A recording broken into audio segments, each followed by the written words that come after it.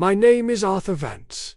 For 40 years, I have been the senior partner at Vance & Son, a firm of architects founded by my grandfather, Elias Vance. We don't just design buildings, we build legacies. Our philosophy, passed down from Elias himself, is simple. A building must be honest. It must respect its materials, its environment, and the people who will live and work within its walls. And upon his 25th birthday, he inherited his father's 51% controlling share in Vance & Son. He was a young, aggressive developer with a portfolio of glass and steel towers that all looked identical. I sat at the head of the long table, a position I had occupied for decades. Daniel sat to my right, looking uncomfortable. Marcus's a proposal, a vision for the future of the Alistair, and for the firm. He clicked a button, and a holographic display shimmered to life above the table, showing a sleek, generic glass tower. Got the interior, the grand staircase, the ballroom with its celestial ceiling mural. It was monstrous. It was like tearing the pages out of a priceless book to sell the cover, something Vance & Son hasn't been able to do for years. Daniel understands. We need to look forward, not back. Uncle Arthur, the firm is struggling. We're respected, but we're not growing. Marcus has secured the financing. This project will make us. It will secure our future for generations. The board of directors for the new development company has been formed. Daniel, as the majority shareholder of the architectural firm of record, has the deciding vote, and he has voted to approve the project. Someone with a more contemporary vision. Daniel has agreed. Arthur, as of today, your position as lead architect and managing partner is terminated. Fired. From my own family's company, by my own nephew, in the heart of my grandfather's greatest creation. We thank you for your service to the firm your grandfather founded. I had lost my company. I had lost my nephew. I had lost the fight to protect my family's legacy. I looked at Thorne, who was smiling the smile of a predator that has just cornered its prey. The Alistair is a beautiful building, he said, his tone dripping with false sincerity. Tucked away in the climate-controlled archives of my home library was my grandfather's private collection of journals and blueprints. The severance check, a sum that was both insultingly large and profoundly meaningless, sat on my desk. I was an exile, cut off from the work that had defined my life. He called it his architect's Codex. It contained every secret of the Grand Alistair, the original hand-drawn plans, the structural calculations, the notes on material sourcing, and, most importantly, his private warnings about the building's hidden complexities. I would not let my grandfather's legacy be erased by a man like Marcus Thorne. Elias had designed the Alistair with a kind of brilliant, over-engineered redundancy. He had built it to last for centuries, but he had also incorporated systems that were revolutionary for their time, systems that were deeply integrated into the very bones of the structure. And in the center of the room, on a large oak drafting table, I laid out the architect's Codex. Thorne's plan called for a complete overhaul of the plumbing to accommodate his rooftop pool and the ensuite spas in every room. He would see the massive cast-iron pipes as scrap metal. He had no idea they were an integral part of the building's equilibrium. I would not let my nephew's weakness be the final chapter in our family's story, and a deep love for the city's architectural heritage. He had been a friend of my father's.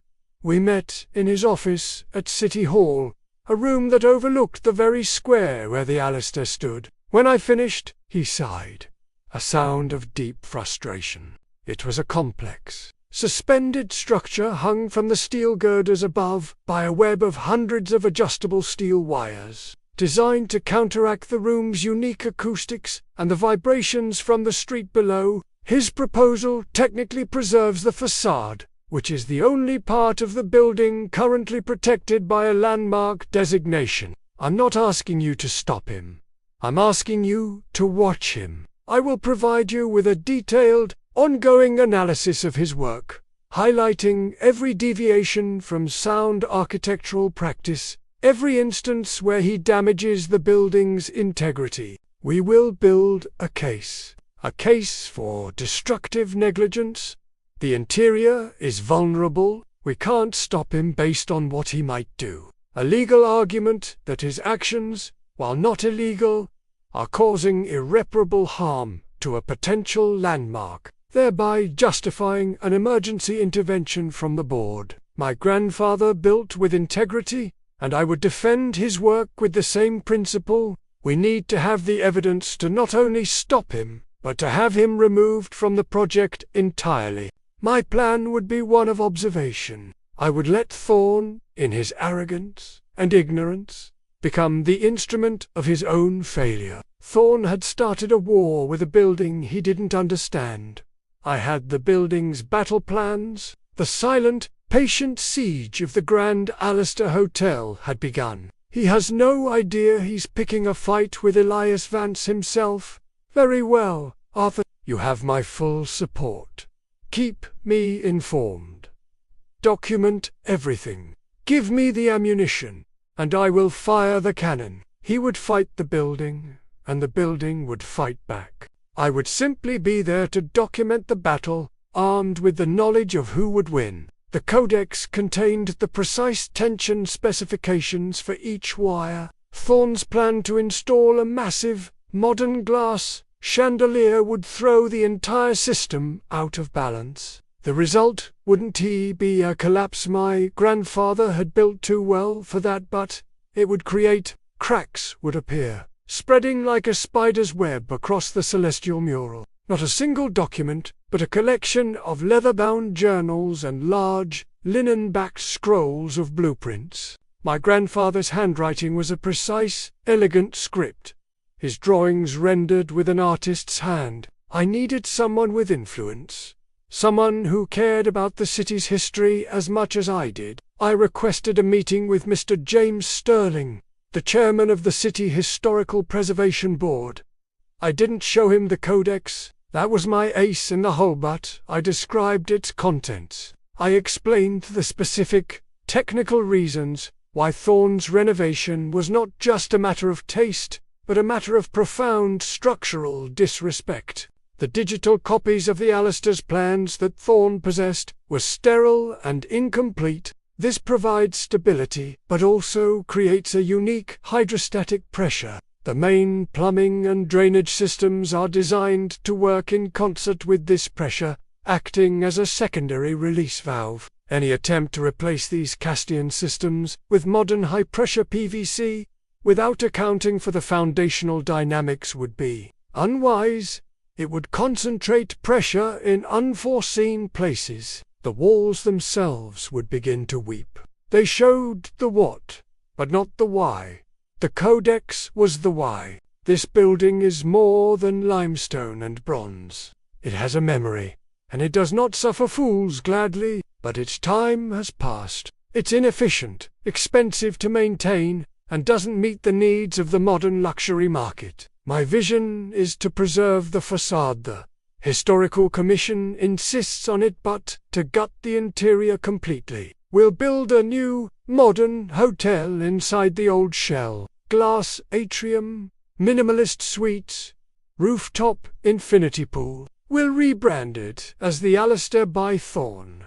It will be the most profitable hotel in the city. Our name, the Vance name, stands for something, integrity. To his right sat Marcus Thorn.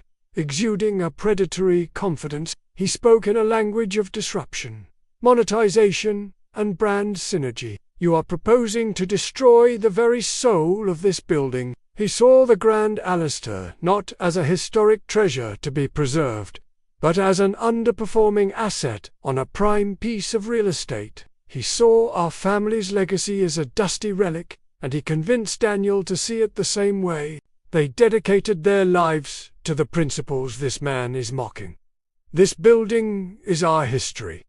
I owned the other 49%. For years, Daniel had shown little interest in the firm, content to let me run things while he pursued his own interests. But then he met Marcus Thorne. We built our reputation on timeless designs, quality, craftsmanship, and an unwavering integrity that feels increasingly rare in a world obsessed with cheap, fast, and flashy. Our firm's crown jewel, its masterpiece, is the Grand Alistair Hotel. Completed in 1932, it is a symphony in limestone and bronze, an Art Deco palace that has stood as the heart of our city for nearly a century.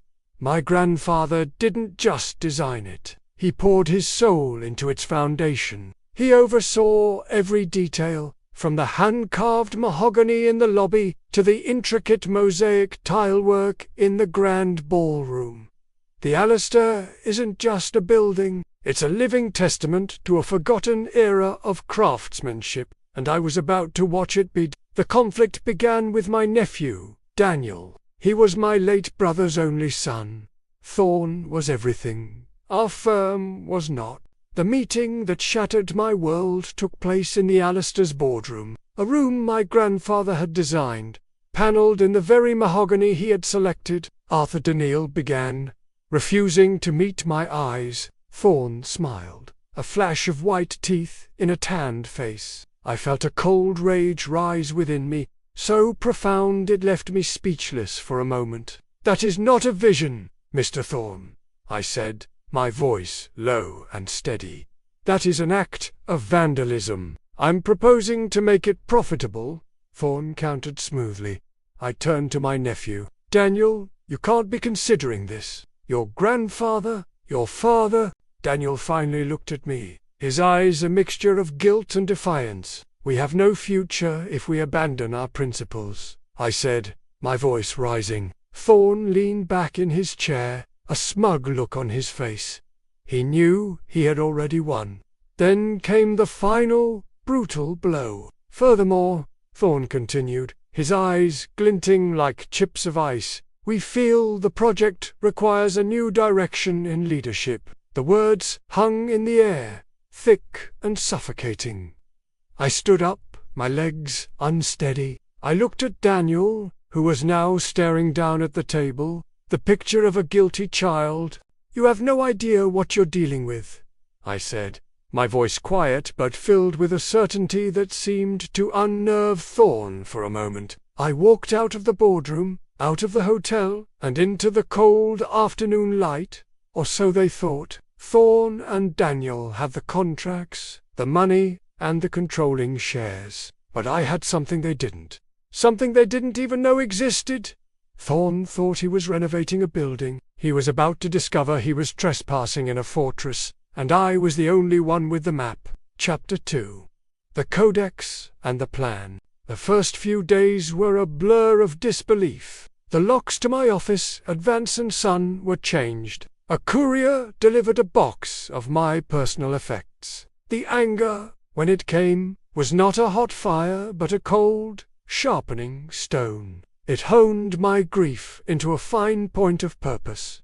My sanctuary was my library. It was a room filled with the scent of old paper and leather, lined with books on architectural history, theory, and engineering. It was a treasure. I spent hours poring over the documents, reacquainting myself with the building's soul. One journal entry, dated March 1931, caught my eye. The foundation rests on a series of floating caissons, a necessity due to the subterranean creek that runs beneath the western wing. The walls themselves would begin to weep. A poetic, chilling warning. Another section detailed the grand ballroom ceiling. It wasn't merely plaster and paint. My plan began to form. It would not be a plan of sabotage. That was not my way. My first move was to seek an ally. I couldn't fight this alone. Sterling was a man in his late 70s. With a sharp mind I laid out the situation, holding nothing back. The takeover, Thorne's destructive plans, my dismissal. Sterling listened patiently, his fingers steady. "Arthur, my hands are tied. For now," he said. "Thorn is clever." "I understand," I said. Sterling's eyes lit up. "Destructive negligence." "Exactly," I said. "When Thorn's project begins to fail, and it will fail, we need to be ready." A slow smile spread across Sterling's face. "He thinks he's fighting a retired old architect." I left City Hall with a renewed sense of purpose. The board was set, the pieces were in motion. Chapter 3. The cracks begin to show. Marcus Thorn began his assault on the Alistair with the subtlety of a wrecking ball. His company, Thorn Developments, erected a massive wall around the hotel, plastered with glossy renderings of the new glass and steel interior. The slogan read, "The Alistair, a legend reborn." It felt more like a tombstone. Thorn's demolition crews ripped out my grandfather's massive cast-iron drainage system with gusto, selling it for scrap. They replaced it with modern, high-pressure PVC pipes, designed to service the new rooftop pool. My days fell into a new rhythm. "They don't get it, Mr. Vance. The new pipes don't align with the old chasers." It was a gaudy monstrosity that was completely at odds with the room's elegant Art Deco style. To install it, his engineers had to anchor it directly to the main steel girders above the ceiling. They're having to drill new channels through 6-foot-thick foundation walls. But something's wrong. The engineers are up on the scaffolding with laser levels, and if you can get photographs of their readings, my grandfather's notes were clear. The tension of the hanging wires is calibrated to a tolerance of 1/16 of an inch. Any significant, unbalanced weight addition will cause a cascading stress effect. The dampness in the basement became a persistent, costly problem, requiring the installation of industrial Thorn, in his arrogance, responded by pushing his crews harder, cutting corners on materials, and blaming the delays on the unforeseen complexities of an old building. I didn't call him. I didn't confront him. It was Daniel. I read the journal. Instead, I sent him a package. It contained no letter, no accusation. It simply contained one of my grandfather's journals from the Codex, the one detailing his philosophy, his hopes for the firm, his belief that a building was a sacred trust. I included a photograph of Daniel as a young boy, standing with his father and me on the Alistair's roof. The whole city spread out before us. The bronze sconces, the mahogany paneling from the lobby. He calls it salvaging assets. He's selling our history for scrap. I tried to argue, but he told me the development company owns the contents, not the firm. The plaster will not crack immediately. It will be a slow process, a response to seasonal temperature shifts and ambient vibration. Daniel also ensured I was on the list. Under the guise of a professional courtesy, when I walked into the Alistair's lobby, my heart ached. The warm, hand-carved mahogany was gone, replaced by cold, white marble and chrome. It looked like the lobby of a futuristic hospital. The first signs will appear in the corners, near the cornices. The building was contracting. The stage was set. The celestial mural on the ceiling was now dominated by Thorn's garish crystal chandelier, which cast a harsh, sterile light. Welcome to the future. Tonight, you are standing in the heart of the new Grand Alistair, a symbol of this city's forward momentum. We have taken a beloved relic and transformed it into a world-class destination. The acoustics were wrong. The room felt loud and hollow. Thorn stood on a temporary stage, beaming, accepting congratulations. He was selling a fantasy, and for a moment, it seemed the crowd was buying it. A fine shower of plaster dust, like a sprinkle of snow, drifted down from the ceiling, catching the light from the chandelier. You watch, you learn, and you document. The crack I had seen was now visibly longer, a thin, dark line spreading across the painted stars of the mural. A small chunk of plaster broke loose and fell to the floor with a soft thud. "It's even worse than I imagined," he murmured. He glanced up, a flicker of panic in his eyes. It's just the building settling," he stammered into the microphone, but his words were lost in the rising murmur of alarm. "This is the new standard of luxury. This is the power of vision, which now bore a growing web of fracture." The building was speaking, and its voice was one of stress and failure. "Keep a record of every corner Thorn cuts, every asset he sells. My grandfather, Elias Vance, designed and built this room. I wasn't angry. I was simply stating facts. I was translating the building's language for all to hear. He designed it to be perfect. What you are witnessing is not the building settling. It is the building rejecting a foreign body. Their money was tied up in a project that was not only structurally failing, but was now legally frozen. The gala to save his project had become its public execution. My grandfather was a patient man. His building is the same. Pursuant to an emergency order from the City Historical Preservation Board, all work on this site is hereby suspended, based on a comprehensive report submitted by Mr. Arthur Vance, detailing months of structural abuse. He came to my home, to the library where the Codex lay open on the table. I was a fool. I let his promises of wealth blind me to what truly mattered. He was humbled, remorseful, and looked years older. The important thing is not that you fell, it's that you have chosen to stand up again, on the right side, and negligence. This board is launching a full investigation into your firm's fitness to work on any landmark property in this city. We had to undo all of Thorn's damage. Before we could even begin the true restoration, we carefully removed the monstrous chandelier. He learned to read the blueprints from the Codex, to understand the language of the materials. He learned the difference between cost and value. I saw the spark of my brother, of my grandfather, ignite in his eyes. He was becoming a Vance.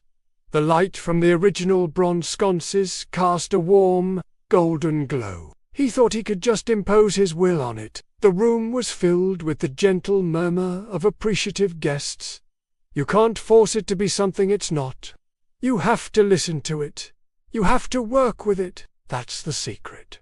That's the legacy. Together, we began to piece the soul of the building back together. The hotel was breathtaking. It was not a museum piece. It was vibrant, alive, its historic integrity seamlessly integrated with modern comfort that respected its design. It was honest. He looked at me, his eyes filled with a gratitude and understanding that was worth more than any contract or fortune. The legacy was not just restored, it was renewed. It was safe for another generation. The architect's work was done. We repaired the cracks in the ballroom ceiling, and a master artist was commissioned to restore the celestial mural to its former glory. Now, it's your turn to start writing yours. We sourced reclaimed mahogany to replace the paneling Thorn had sold off.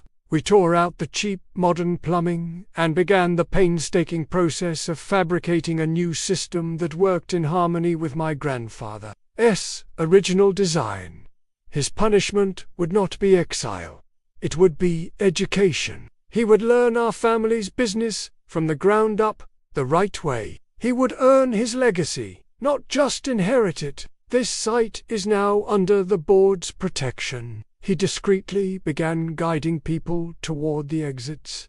Become a witness. Your testimony will be crucial when the time comes. He had been fighting a ghost, and the ghost had won. To reassure his nervous investors and generate buzz for his project, he decided to host a lavish mid-construction gala. It was anchored directly to the main ignoring the complex suspension system my grandfather designed to balance this ceiling. The public failure at the gala, combined with the board's official investigation, was a fatal blow.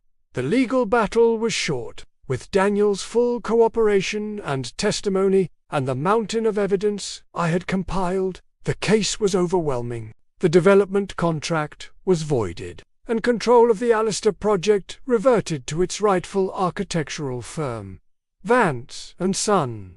His investors, facing massive losses and potential legal action, abandoned him. Thorn Developments declared bankruptcy within a month. Thorn himself left the city in disgrace, his name becoming a byword for arrogant incompetence. The temperature drop last night caused the steel to contract, and the unbalanced weight has created a catastrophic stress load. This ceiling is failing because the man in charge of its renovation was ignorant of its fundamental design. It was an audacious move, designed to showcase his progress and secure the final round of funding he desperately needed. As he spoke, I kept my eyes on the ceiling. The event was to be held in the Grand Ballroom, the one part of the hotel he considered finished. A faint, hairline crack, almost invisible in the bright light, but it was there. I subtly pointed it out to Mr. Sterling,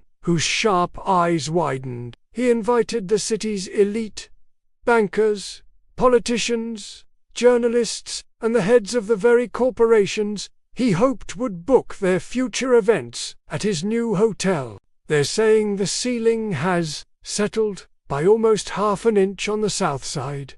My nephew was no longer my enemy. He was now my reluctant spy, trapped on the inside of a project that was beginning to unravel. Thorn thought he was in complete control, but the building was fighting back, and his own partner was now a silent conspirator against him. The cracks were not just appearing in the Alistair's walls, but in the very foundation of Thorn's treacherous enterprise. The foreman is complaining that it is setting them back weeks and costing a fortune in custom fittings and labor. I became a scholar of my own family's work. I spent my mornings in the city archives, cross-referencing the Codex with public records, building a timeline of every repair and alteration made to the hotel over 90 years. In the afternoons, I would walk to the square and observe, but I had to try. I had to remind him of who he was, of the legacy he was helping to destroy. I couldn't go inside, but I could watch the parade of contractors, the removal of debris, the arrival of new materials, small, dark patches on the limestone walls of the sub-basement. Thorn's project manager dismissed it as residual moisture from the demolition. I knew better. The building was beginning to weep. The removal of the old system had disrupted the delicate balance of pressure, and groundwater was now being forced into the porous limestone. It was a minor issue now, but it was a symptom of a deep, systemic problem that would only get worse. I sent a detailed report, complete with my grandfather's original calculations, to Mr. Sterling. I had a contact, a young architectural student who had taken an internship with Thorn's firm, not knowing the controversy. He was disillusioned by the project's cynical nature and, for a small fee, he became my eyes and ears, providing me with weekly updates and copies of revised plans. The first sign of trouble, just as the Codex predicted, came from the plumbing. My young contact, Alex, described the scene to me. I just nodded, making a note in my journal. Phase 1. Hydrostatic imbalance. Estimated delay 4 to 6 weeks. Estimated cost overrun $1.2 million. 2 weeks later, the first reports of dampness appeared. Next came the Grand Ballroom. Thorn, eager for a dramatic centerpiece, ordered the installation of a colossal, multi-tiered crystal chandelier. Alex called me the day it was hung. "It's up," he said, his voice hushed. "Note the date and time," I told him calmly. I opened the Codex to the section on the ballroom's suspended ceiling. I wrote my report for Sterling. Phase 2. Ceiling predicted outcome. Visible stress fractures appearing within 3 to 4 months. Likely after the first major temperature change. While Thorn was fighting the building, I was also waging a quiet war for the heart of my nephew. I didn't know if he would even look at it. Weeks turned into months. Thorn's project fell further behind schedule and deeper into the red. Then, one evening, I received a call from an unknown number. His voice was strained. "Uncle Arthur." I waited, saying nothing. He's selling off the original fixtures," Daniel stammered. "And what do you believe, Daniel?" I asked softly. There was a long pause. I think I've made a terrible mistake. It's not too late to do the right thing," I said, "but it will require courage." I heard him take a shaky breath. "What do I do?" "For now, you do nothing," I instructed. The seed of doubt had sprouted. Chapter 4. The Unveiling of a Ruin. Marcus Thorn, despite the delays and ballooning costs, was a master of public relations. Through Mr. Sterling, I secured an invitation. The ballroom, however, was where the desecration was most apparent. I found Mr. Sterling near a pillar, his face a mask of disapproval. "Patience," I whispered back. The date was late October. The first cold snap of autumn had arrived the night before, causing a significant drop in temperature. Thorn took the microphone, his voice booming through the poor acoustics. "Welcome," he declared. He launched into a slick presentation, filled with impressive-sounding but meaningless statistics about occupancy rates and revenue projections. And then I saw it. It started near the corner, just as the Codex had predicted. Thorn was reaching the crescendo of his speech. To those who said it couldn't be done, who clung to the past, I say, look around you. At that exact moment, a soft, grinding sound, barely audible but deeply unsettling, echoed from above. A few people in the crowd looked up, confused. Thorn faltered, his confident patter dying in his throat. Then, with a sickening creak, another, larger crack appeared on the opposite side of the room. Panic began to ripple through the crowd. People started backing away from the center of the room, their eyes fixed on the ceiling. Thorn's face was pale, his confident facade crumbling. This was my moment. I walked calmly toward the stage. Daniel, who was standing near the back, saw me and nodded, giving me the signal we had discussed. I took the microphone from Thorn's limp hand. The crowd, seeing my familiar, calm face, quieted slightly. "My name is Arthur Vance," I said, my voice clear and steady. I pointed to the massive chandelier. "That fixture weighs 3 tons. I spoke with the undeniable authority of truth. As if on cue, Mr. Sterling stepped forward, flanked by 2 city officials. "Marcus Thorn, Sterling announced, his voice booming with official power. The investors in the room looked at Thorn with horror. Thorn stared at me, his face a mask of disbelief and hatred. He finally understood. He hadn't been fighting a building. Chapter 5. The legacy restored. The collapse of Marcus Thorn's empire was as swift as it was total. The Grand Alistair Hotel, now a silent, half-finished construction site, was placed under the stewardship of the Preservation Board. The day Daniel signed the papers that returned the 51% controlling share of the company to me was a somber one. "I am so sorry, Uncle Arthur," he said, his voice thick with emotion. "You were young, and he was a convincing liar," I said, placing a hand on his shoulder. "I did not take full ownership. I restructured the firm, making myself the managing partner and lead architect.